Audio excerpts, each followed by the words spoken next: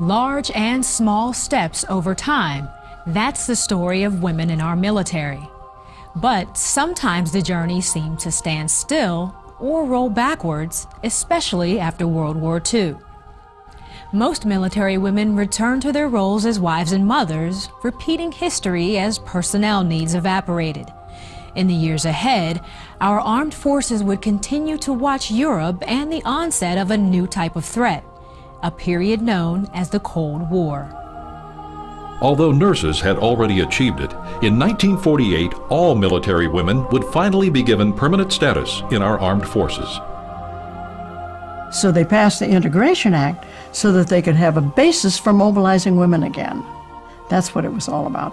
And to decide what kinds of jobs they could probably do, maybe jobs that they hadn't been doing, but to do some experimenting. That was the purpose of it. In 1948, Russian troops closed off access to West Berlin, Germany. To avoid a communist takeover, the U.S. airlifted enough food, fuel, and supplies for more than a year to save the stranded city from starvation and cold. As the threat of nuclear warfare loomed, former Army turned new Air Force officer Gene Holm would go to Germany to help plan the U.S. response. Gave me a top secret clearance, and I went through the safe, had a secret office right out of the base commander's, the wing commander's office. I had to open a secret door in behind the bookcases, and so I'd go in there and open up the safe and hear all these top secret war plans down from higher headquarters. So I put together the war plan for the base from scratch. He used to have to explain to people why those high-heeled shoes marks went across his carpet and disappeared into that bookcase. But in June of 1950, our focus would suddenly shift to Asia as communist North Korea stormed into South Korea, a U.S. ally. America quickly sent troops to help. Within days, nurses were urgently needed to care for the casualties. Shortly after the Marines' dangerous landing at Incheon, nurses set up a field hospital in the embattled country. And when they thought it was safe for women to enter, we climbed down the rope ladder and got into a landing craft, and were taken in with a 30-foot tide. Well, our casualties were all those above us in the North Koreans coming through, and particularly when the Chinese joined them, and we had this great assault. So then we treated all of those patients, but we had to evacuate then. It was quite dangerous. As many as 1,500 Army nurses would support our combat troops in Korea. They heroically braved battle fire and primitive living conditions to compassionately care for overwhelming numbers of casualties. Air Force flight nurses tended to the wounded being evacuated, some 350,000 men by the war's end. Navy nurses worked on hospital ships, in offshore hospitals, and on evacuation planes. It was the coldest winter on record for many, many years in both Korea and Japan.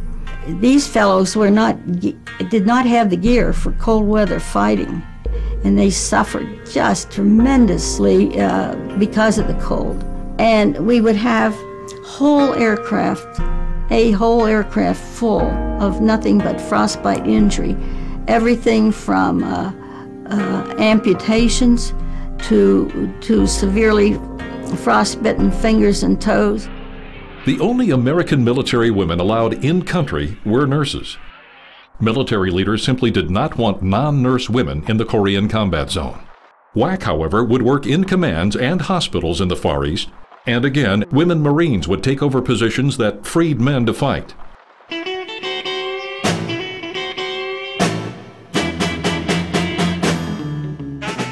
American society had changed. It was tired of war, and Korea did not inspire the patriotic mood of the 1940s. Although women were involuntarily recalled to active service, recruitment efforts were stepped up to meet demands. Well, the DACWIS is the Defense Advisory Committee for Women in the Services. It was created when they were trying to recruit women for the Korean War. The Department of Defense had blithely decided how many women they would have for that war, and they came up with these outrageous figures, thinking, well, we'll just recruit them. only to discover they weren't coming. With hostilities ending in 1953 and then into the 1960s, the peacetime women's programs were largely marginalized. Excluded from the mainstream military, an all-male draft and unfriendly family policies kept women away from the armed services in droves. Military women were not only forced to meet higher recruitment standards, a strong emphasis on appearance and femininity permeated the armed forces.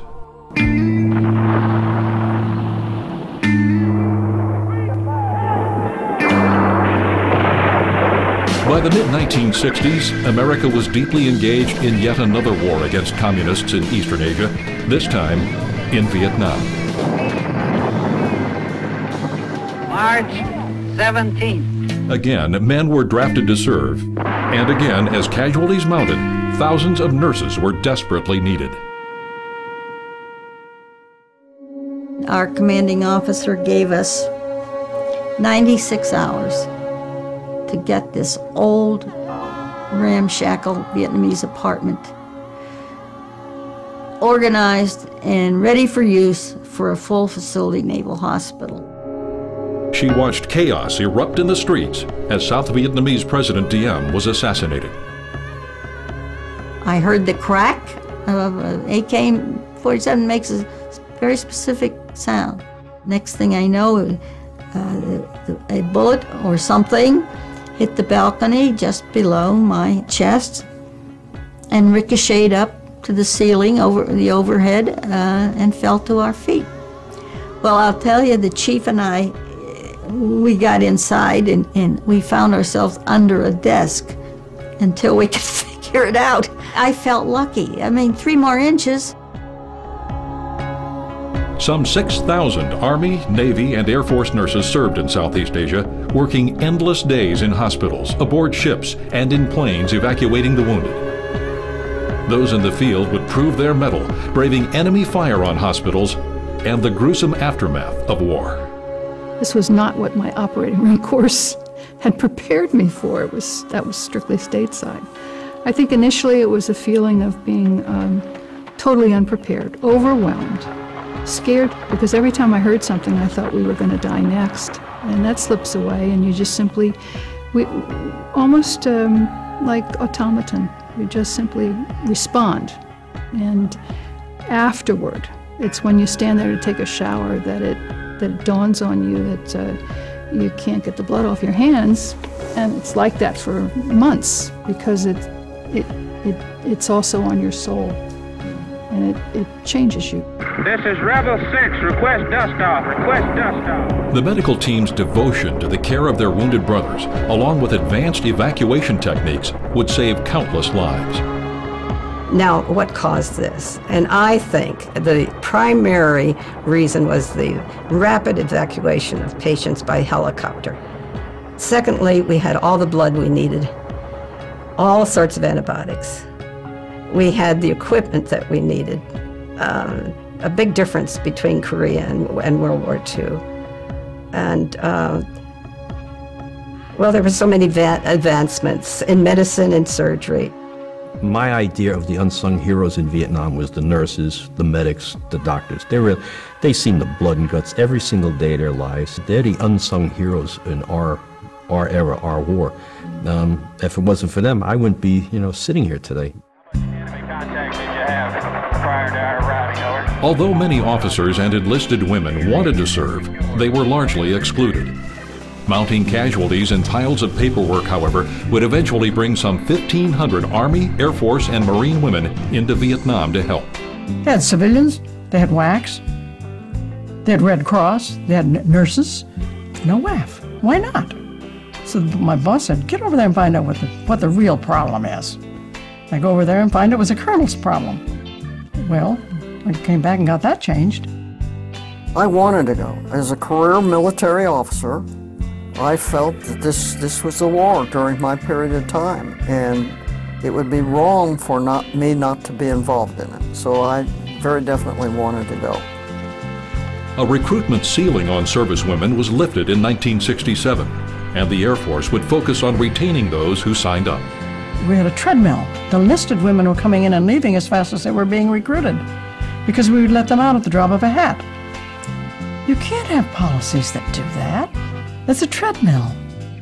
1967 would also bring a long-sought overturn of restrictions on the female career ladder. The chief of the Army Nurse Corps would become the first of several women promoted to general officer rank. But that promotion was for all Army women and for women everywhere. As more American lives were lost, the war grew unpopular at home. The homecoming from Vietnam was painful for the women who served. Their valiant, able, and often life-saving efforts were largely unrecognized and forgotten. But they would never forget those who lost their lives, the over 58,000 names etched in granite on the Vietnam Wall. His name was low enough that I could touch it. I didn't have to get a ladder, and I swear I was touching him. It was like he was at that name. He was touching my name, my hand. He was touching me, and it was like his hand was holding my hand. And I burst into tears for him, and I had never cried for him before. Because, you know, in Vietnam, we never had a funeral. We never had a wake. We had a body bag. In 1993, the Vietnam Women's Memorial in Washington, D.C. would finally be dedicated. The greatest pride that I have is 265,000 women during that era joined the military to serve their country, despite the fact that it was not popular. But they joined the military knowing it was unpopular because they too wanted to serve, and I just think it proves the strength of the patriotic feeling that women too feel. Women want to serve, and they will look for a way to serve. Here they gather to honor all who served and the 8 military women who died during that difficult conflict. A tidal wave of change moved across the landscape in the 1970s. Military manpower needs and the quest for greater women's equality would coincide to topple ingrained thinking and many restrictions on servicewomen. Over the next 20 years, female participation in the armed forces would soar, an unprecedented expansion. The driving force? The end of the draft, and a move towards an all-volunteer military. Seeking greater equality, the women's movement in America was in full swing in the early 1970s. Both Congress and the courts were immersed in actions to eliminate sexual discrimination. Military women as well entered the legal fray, pushing the armed services to revise its policies. We removed those restrictions that said you can't serve if you've got children. We removed the restrictions that said you can't, you can elect not to be deployed if you've got children. And women are treated more as just another member of the service, which is the way it ought to be. But as always, the role of women would be impacted most by recruitment needs. It was a movement that could not be stopped. Skills were opening, jobs were opening, the world was opening. And the only thing that held the services back really was their ability to draft, and that disappeared. And when the draft disappeared, they suddenly realized they needed women. And that's when it all changed. Is that understood? Yes, sir. For the first time, the service academies, a key to upward mobility, admitted female cadets. No welcome mat would be rolled out, changing the culture more difficult. Women were entering the mainstream of military life, no longer subject to higher selection standards, able to compete for assignments and promotions, and allowed to enter pilot training and co-ed ROTC programs. Commander Catherine Leahy was among the first women allowed aboard an auxiliary naval ship. For thousands and thousands of years, men have been going to sea. And there must be something about it, because otherwise they wouldn't go. This is more than just a paycheck here. There's got to be something, and I wanted to know, what is it that's so exciting out there? Why are they going? Why do they like it? The trend to integrate women into unconventional jobs continued through the 1980s. By the end of the decade, 378,000 women would be in uniform and vital to military success. Small-scale conflicts in Grenada and Panama would signal the first successful deployments of integrated troops. But sometimes caught in the crossfire, they would also point out the ever-graying challenge of how to keep women away from combat zones. Confusing combat exclusion policies remained in effect, and emotional debate permeated the landscape. Iraqi leader Saddam Hussein's invasion of Kuwait in 1990 brought the first real large-scale test of America's female volunteers. Ground, air, and naval forces were ordered into the region, including a large deployment of military women. Americans would see their wives, mothers, sisters, and daughters take part in every aspect of Desert Storm except direct fighting. But combat restrictions could not protect women from danger. They often came under fire, were wounded, and died.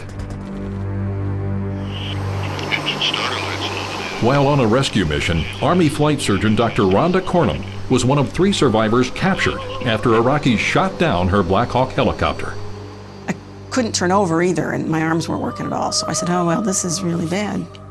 At which point, me moving obviously had alerted the bad guys that I wasn't one of the dead people, so some guy came along and grabbed me by my arm and pulled me up, which was really painful because it was already broken and now it was a dislocated, broken arm.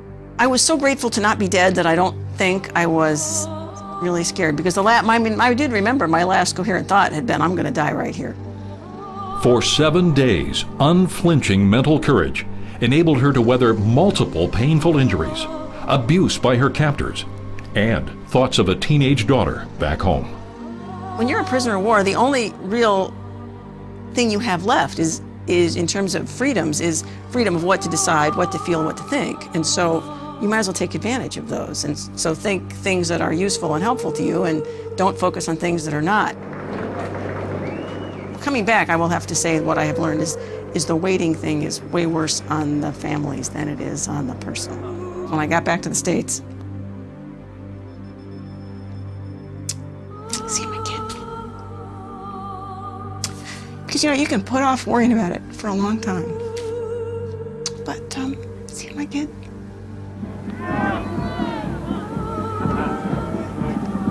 Yeah, it's the only time I cried the whole time. It was a big deal. I think before Desert Storm, there was the view that the American public would never stand for women becoming prisoners of war or women coming home in body bags. And in Desert Storm, both those things unfortunately happened. And the American public accepted it. And I think they accepted it because it was balanced by the realization of the tremendous performance of women serving in positions that are going to, at times, put them in harm's way. Comprising over 7% of active and 21% of our reserve forces there, they had proved themselves willing, well-trained, and highly capable.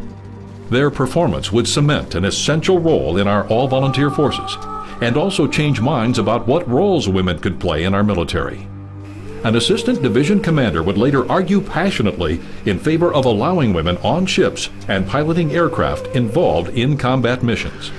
And I guess at that point I started to say, gee, maybe I've shortchanged women and their capabilities, seeing what they're capable of doing. Added to that, my daughter Lori was going through a Navy flight school. And you know, I really don't care about the color, the race, the religion, or the gender, as long as I know that I'm receiving the best. And so that thought is kind of carried over. Why would we not send our best? Why would we continue to exclude over 51% of the population from serving based upon the way they were born? His thinking would prevail in 1991 and 1993 as those restrictions were lifted. A catastrophic beginning to the 21st century, 9/11, would shatter our sense of security and plunge us into a global war on terrorism. Beginning in 2001, both men and women would deploy to Afghanistan and later Iraq to battle Islamic extremism and its supporters. Take care, be safe, and I appreciate everything that you're doing. Major General Jessica Wright inspects her Pennsylvania Army National Guard troops as they prepare to deploy for Iraq with the 56th Stryker Brigade. You know, these soldiers are our neighbors, they're our hockey coaches, they're our ministers, they're our teachers, and what they've done is put their lives on hold for, you know, we say a year, but frankly they've put their lives on hold now since 2002, knowing that they're going to deploy. And I would like the American public to be grateful for what they do. Among the soldiers, a son following in his mother's footsteps. Want to try it? So it won't go. Captain Dorothy Watkins volunteered for a tour in Afghanistan when Joshua was just 15 years old. This is our country. This is what we need to do to defend what we have. We're so blessed here, and I'm certainly not going to be the one sitting in my living room letting everybody else do it. So if I had the opportunity to go and serve, put me on the list, I'm going. The main reason I joined was because my grandfather did, my uncles did, and now my mother did, and I wanted to follow in her footsteps. While Captain Watkins was serving a second tour in Kuwait, Joshua received his orders to deploy to Iraq. I definitely wanted her to be there with me, even though I know she wouldn't be right by my side, but she would be close enough that if I needed help, I would be able to get to her and find out about things that I didn't know. But I definitely told her I wanted to be there with me, so. So we're going together. We're packing our stuff and Watkins and duffel bags and foot lockers and double of everything. Yeah, double of everything. For hundreds of years, sons have followed their fathers into war. In today's military, sons now follow mothers, inspired by their devotion to country. Come right, stair course 148. Size 6 boots are on the ground, in the air, and at sea in this new century. Our lift should be off and ECCM is at normal. Some 345,000 women, all volunteers, are proudly serving in the Middle East and around the world today. And they don't just succeed, they excel. So much so that it's the chiefs of the services now who will tell you if they try to change the policies and change the laws or cut back on women. Don't do this, I need these women. That's when we reach the millennium. During Operation Iraqi Freedom, Marine Corps veteran Bernice Armour became the country's first African-American female combat pilot. During 2 tours, she protected ground troops by taking out enemy forces. After a safe return home, she ran into a fellow Marine. He goes, "Wow, you fly Cobras?" I was in the cemetery, we were pinned down, a Cobra came in, shot a missile. I was like, wait a minute, that sounds like a mission I was on. We paired up the days, same mission, same missile, same aircraft. And, you know, we were yelling and screaming, and then he at a certain point, he just stood there and he looked at me and he said, "Ma'am, you saved my life." And I think that was just the ultimate, you know. It just really, really brought home the blessing and privilege and responsibility it was to be there for my fellow brothers and sisters at arms.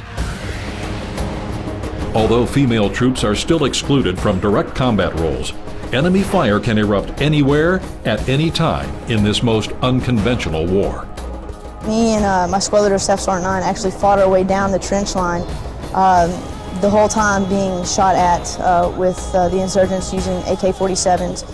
We made our way down through the trench line, throwing hand grenades and making our way until we finally pushed through and overcame the enemy. Sergeant Leanne Hester was the first woman to be awarded the Silver Star as a result of actions in combat. You don't think about being a woman in battle, you think about being an airman, you think about being an officer, you think about being a soldier. You just perform your duties as best you can, and you hope for the best in those situations, but you prepare for the worst. While protecting offshore oil platforms on a Coast Guard patrol boat, Lieutenant Reina Hernandez and her crew found themselves face to face with hostile Iranians.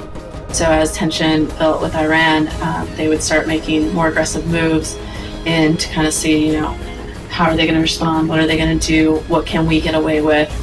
And there was definitely, we sat there for hours sometimes with weapons loaded. Guns to guns, just staring at each other. Just hoping that they didn't make a move. So that was that. Because we had to protect that oil platform. And as in previous wars, women are sometimes taken prisoner.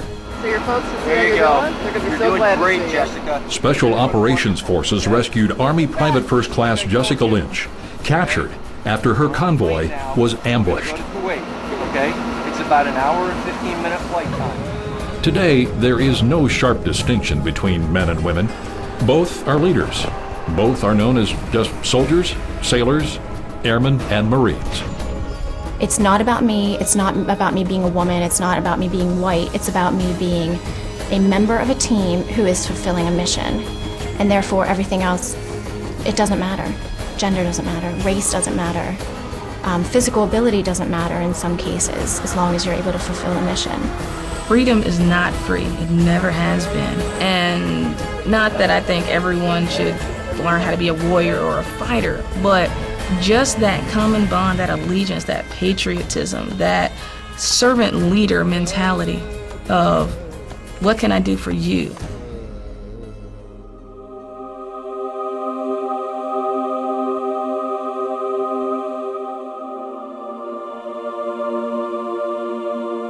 In 2006, a roadside bomb in Iraq took the life of avid runner, Naval Academy graduate, and beloved Marine Corps Major Megan McClung.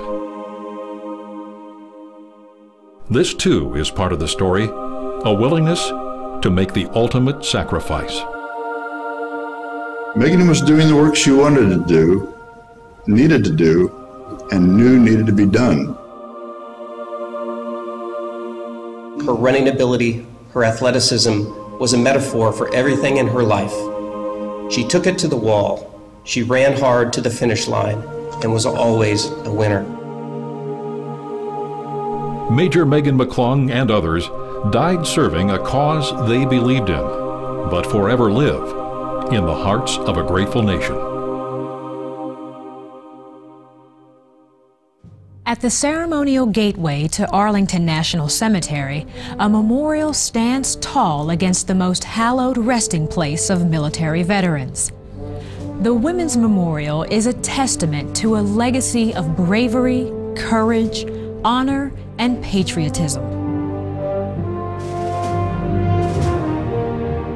A tribute to the 2.5 million women, past and present, who have selflessly stepped forward to serve America. Always willing, always able, never forgotten, and truly essential to the defense of freedom.